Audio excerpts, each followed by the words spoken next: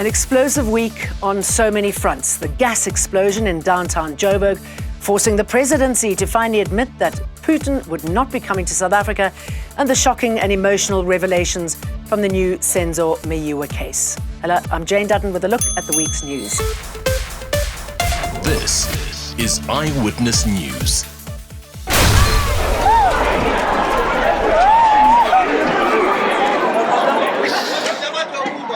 A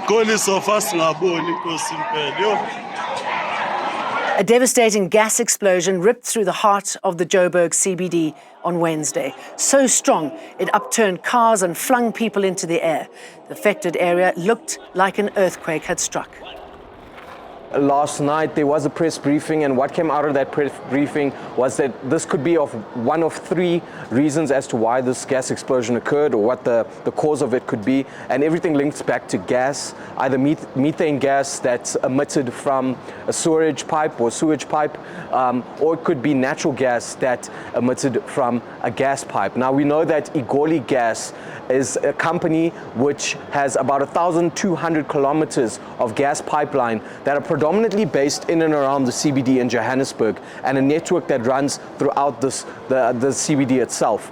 And one of their pipelines actually ran through Lillian and Ngoyi streets. Now, it's not yet known whether their pipeline was in fact the one that was leaking, and how the leak actually erupted, whether there was an explosion, how it ignited, if it did ignite, as the initial footage that we saw from the scene taken by bystanders didn't show any sort of flames or anything to that extent.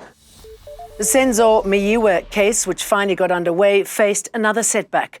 Zandile Khumalo's lawyer asked to be recused. We also learned of the pain of witnessing what happened that fatal night in 2014. In general, are you saying the whole firearm was black or blackish in color?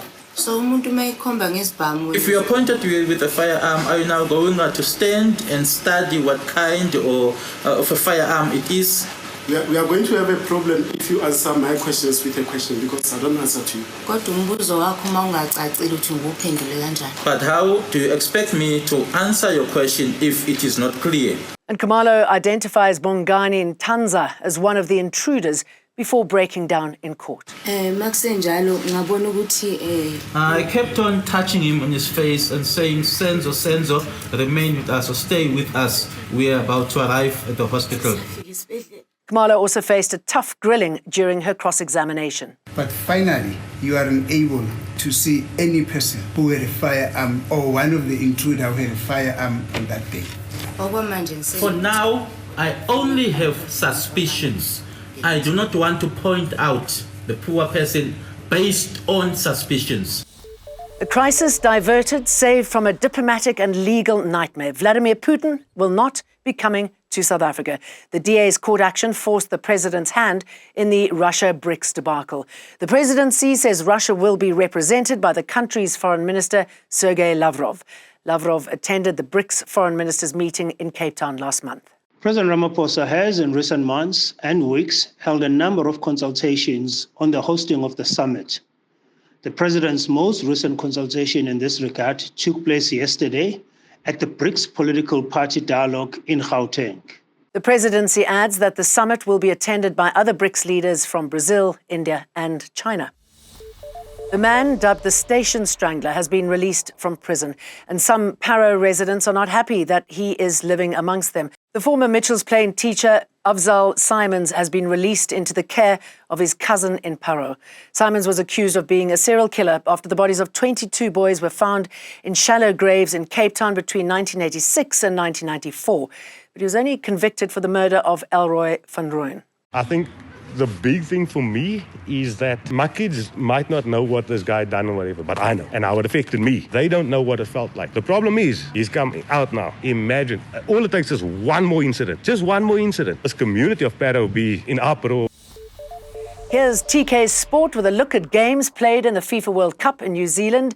Banyana Banyana will be playing this weekend. Day 2 at the FIFA Women's World Cup in Australia and New Zealand saw Africa pick up their first point. That's after Nigeria played out a goalless draw against Olympic champions Canada.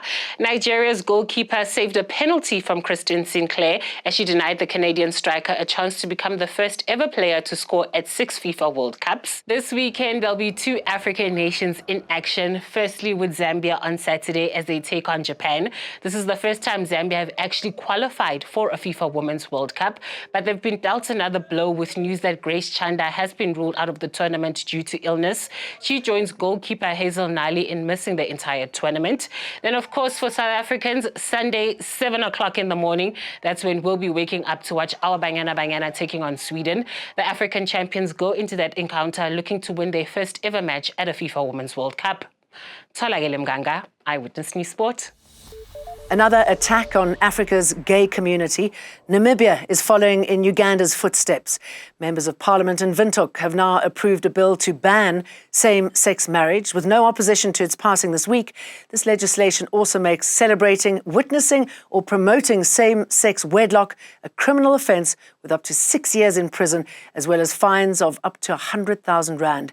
Gay sex remains banned in Namibia, but LGBTQI rights activists believe the latest move is a direct attack on their community. And we leave you with that. Have a good weekend. Thanks for watching. Eyewitness News, in touch, in tune, and independent. For the latest, log on to ewn.co.za or ewn.mobi.